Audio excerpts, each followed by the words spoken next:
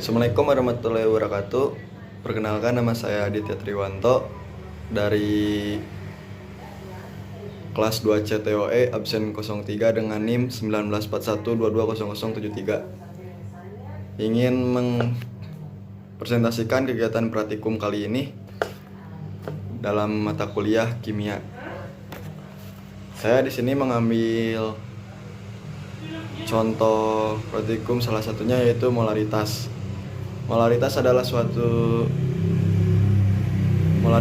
salah satu ukuran konsentrasi larutan. Nah, di sini ketika saya mengambil zat larutnya itu minuman campur, ketika jumlah larutan si zat campurnya ini di contoh kita ambil 500 mol, berarti konsentrasi larutan itu 1000 m. Volume larutan airnya saya ambil segini, 500 juga sama. Hasilnya seperti ini. Kalau misalkan zat larutnya dipersedikit, dikurangi, terus jumlah larutnya diperbanyak, maka akan terjadi perubahan warna seperti warna yang ada di konsentrasi larutan ini. Kita ganti zat larut yang lain. Kita ambil contoh emas. Sama seperti sebelumnya, tapi ini ada perbedaan. Di sini bila mana volume larutannya dikurangi, maka akan ada titik jenuhnya. Konsentrasi larutannya segini. Begitu pula yang lain. Ada yang ada titik jenuhnya, ada yang ini. Tuh.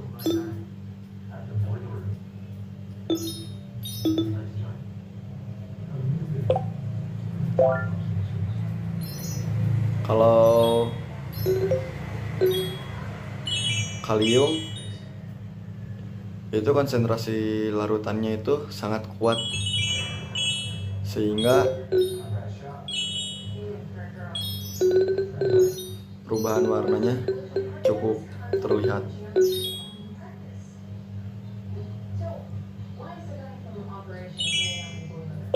Sekian dari praktikum yang molaritas ini.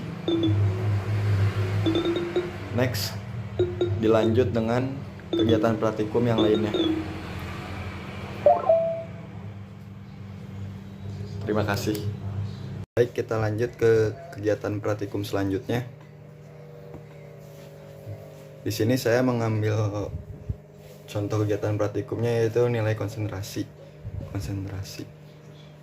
Di sini kita restart dulu. Kita uapkan dulu airnya. Di sini saya mengambil solutnya itu berupa drink mix.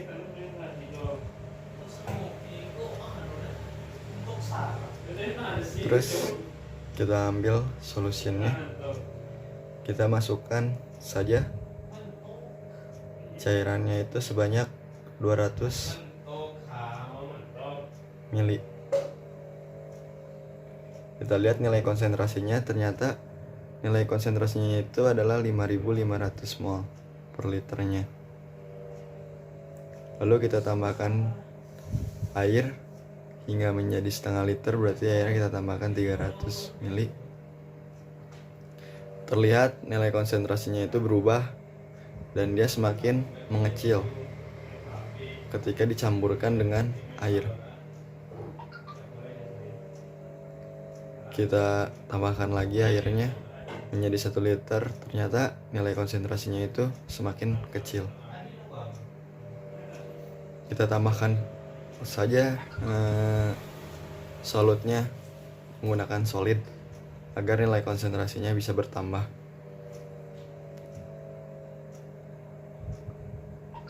Sama yang lainnya pun, cairan-cairan yang lainnya pun sama. Sini kita uapkan, dan diuapkan itu ternyata nilai konsentrasinya itu semakin besar.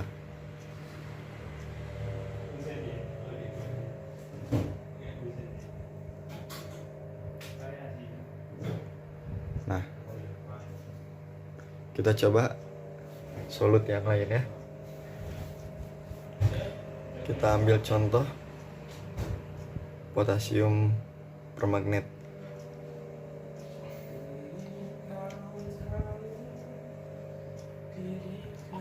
Kita masukkan solidnya, solid potasium permagnetnya, langsung kita campurkan dengan air.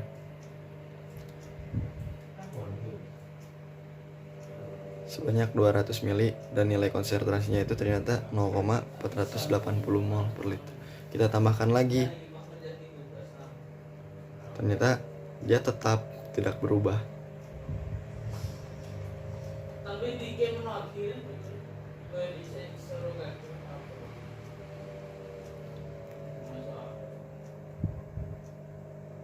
Tuh, kita tambahkan pun sama, tambahkan solid pun sama, tidak berubah. Kita remove, kita coba menggunakan solutionnya. Kita masukkan sebanyak 200 ml. Kita lihat nilai konsentrasinya itu ternyata 0,400. Sekarang di setengah liter itu menjadi 150 mol. Kita tambahkan airnya. Itu nilai konsentrasinya sama, yang lain pun sama seperti ini.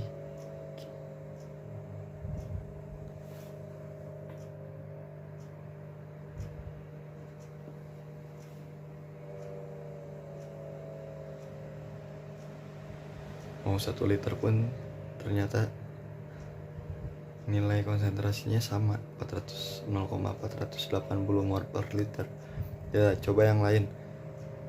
Sodium klorid, pemutih.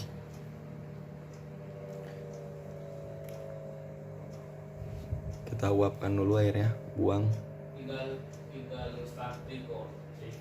Kita masukkan cairan pemutihnya sebanyak 200 ml sama, langsung kita tambahkan air. Ternyata nilai konsentrasinya itu berubah tadi.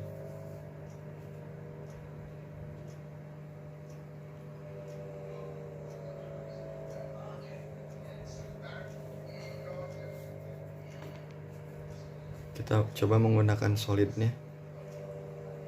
Nilai konsentrasinya itu ternyata 2076. Leburkan agar tambahkan air. Semakin mengecil nilai konsentrasinya, ditambah semakin besar nilai konsentrasinya.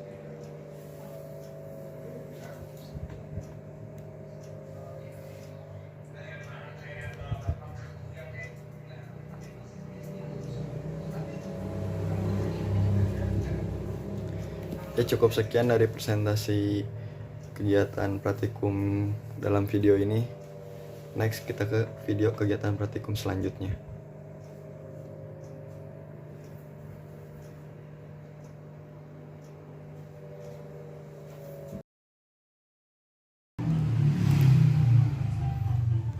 Di sini kita lanjut ke kegiatan praktikum selanjutnya, yaitu larutan asam basa.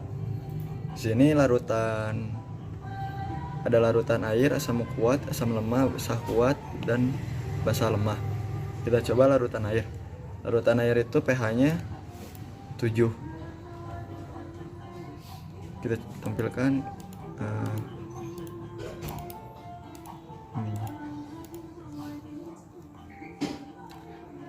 Kita coba yang lain.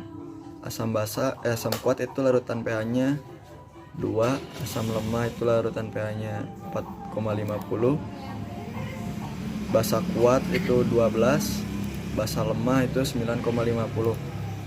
Nah, di sini kita kita celupkan menggunakan kertas ini untuk melihat warna dari larutan berikut.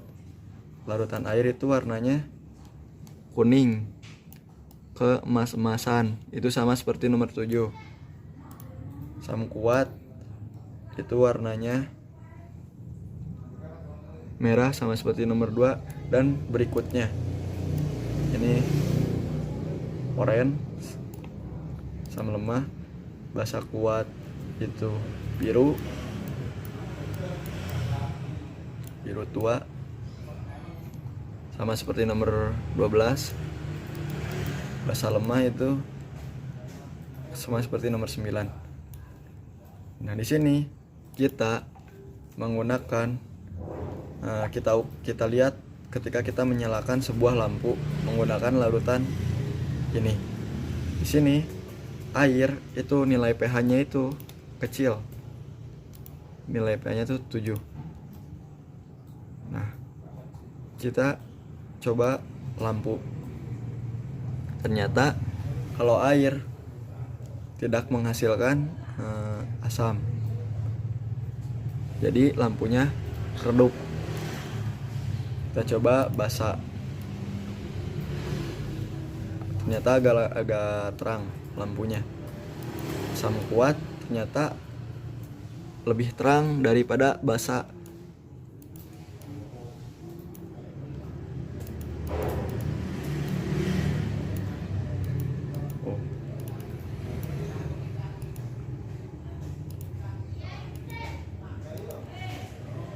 Lampu pun menjadi lebih terang ketika pH-nya tinggi.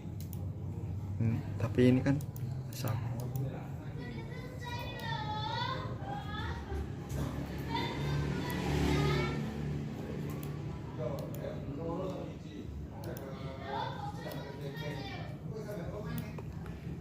Lampu redup, lampu terang, lemah, terang, lemah.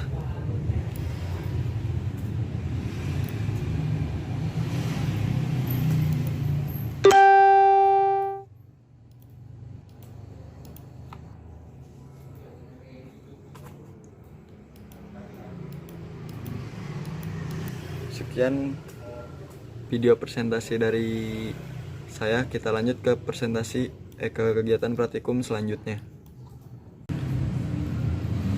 Nah, di kegiatan praktikum selanjutnya saya di sini mengambil skala pH. Skala pH adalah derajat kesamaan yang digunakan untuk menyatakan tingkat kesamaan atau basa.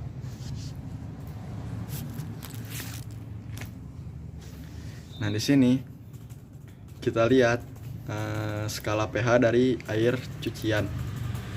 Di sini kita restart dulu. Kita coba air cucian. Ini basic itu basa, acidic itu asam. Kita cek air cucian. Kita masukkan itu sebanyak 0,5 liter atau setengah liter. Lalu kita ukur pH-nya. Ternyata air cucian ini bersifat basa. Basanya itu 13,00 pH. Kita tambahkan air. Apakah yang akan terjadi? Nah, yang terjadi itu adalah si nilai basanya semakin mengecil. Nah, di sini kita kuras airnya. Kita coba larut ini yang lain. Cairan yang lain. Kita coba asam baterai. Ternyata asam baterai itu bersifat asam. Kita masukkan setengah liter. Di sini di asam baterai ini kita campurkan air sehingga 1 liter. Ternyata asam basanya sifat asamnya tuh naik menuju ke basa di tabel grafik ini. Di sini kita kuras lagi. Kita coba yang lain.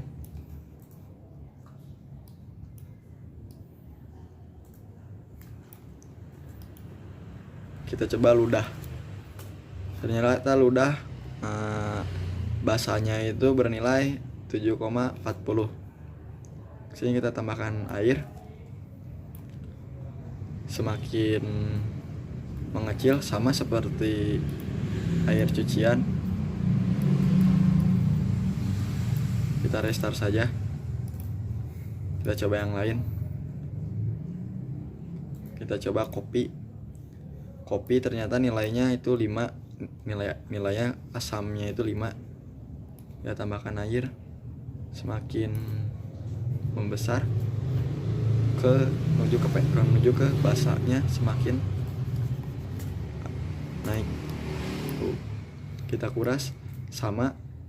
Kita tambahkan lagi kopinya. Kita buang dulu, kita tambahkan kopi. Oh, nggak bisa. Oh, bisa. Kan pH, nilai pH-nya berubah menuju ke asam, semakin asam. Kita coba pop soda. Terus kita tambahkan, campur air. Sama seperti cairan-cairan sebelumnya. Di sini ada nilai basa dan nilai asam. Cairan lambung ternyata asam. pH-nya 2. Tambahkan air. Ternyata semakin membesar menuju basah. Kuras atau kita buang. Kita masukkan lagi.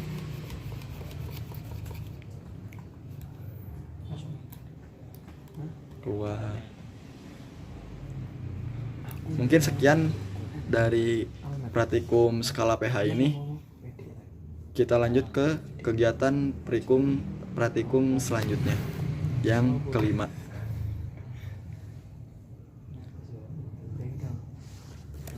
Terima kasih. Baik, kita lanjut dari kegiatan praktikum yang sebelumnya.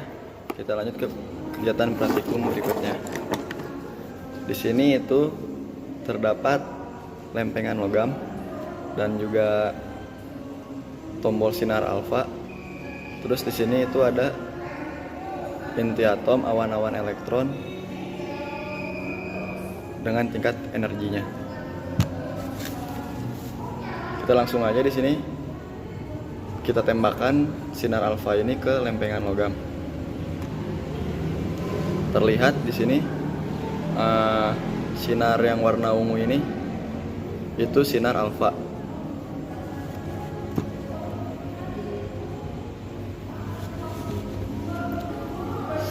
Sinar alfa memasuki benda di dalam atomnya. Terus di sini ada sinar yang diteruskan, ada sinar yang dibengkokkan, dan ada juga yang dipantulkan. Ini hasil percobaan dari Rutherford, bahwa ada sinar yang dibengkokkan, diluruskan, dan dipantulkan. Ini menyimpulkan bahwa sinar alfa yang diteruskan itu terdapat ruang-ruang yang kosong, bahwa di dalam atom itu terdapat ruang-ruang yang kosong.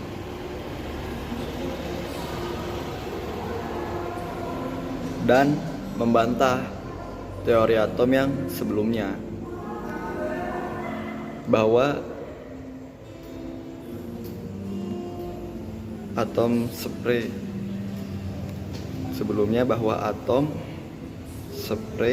seperti bola-bola atau bola pejal, bahwa di dalam atom itu terdapat ruang-ruang yang kosong, sehingga sinar alfa itu diteruskan.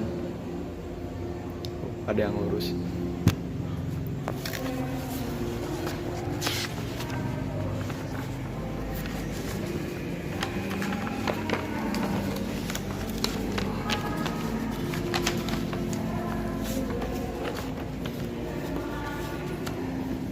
Nah, lalu ada sinar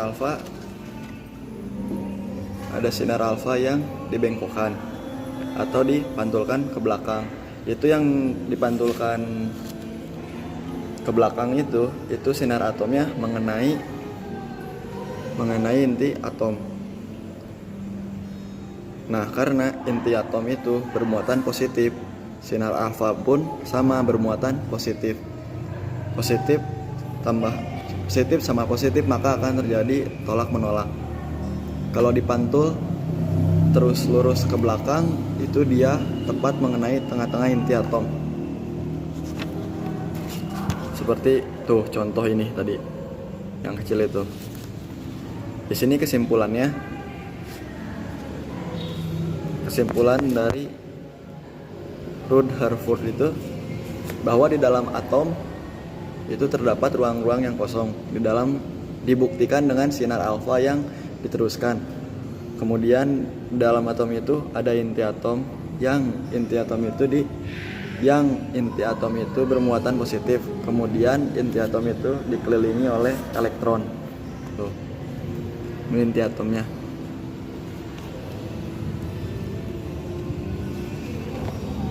Kita matikan.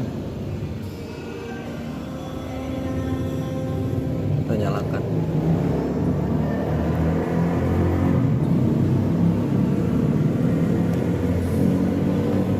Sekian video presentasi praktikum dari saya. Mohon maaf bila ada kekurangan. Nah, jadi itu tadi video praktikum saya menggunakan aplikasi PET. Aplikasi ini menurut saya sangat membantu untuk kegiatan praktikum mata kuliah kimia, apalagi di situasi COVID seperti ini. Nih aplikasinya. Ini dimana kegiatan belajar mengajar itu di situasi COVID-19 ini itu kan dimana kegiatan belajar mengajar itu dimaksimalkan dengan metode daring. Nah, jadi sekian video dari saya. Mohon maaf bila ada kekurangan, mohon dimaafkan. Jangan lupa pakai masker, jaga jarak, terus jauhi kerumunan, dan selalu taati protokol kesehatan. Jangan lupa pakai masker guys. Dah, see you.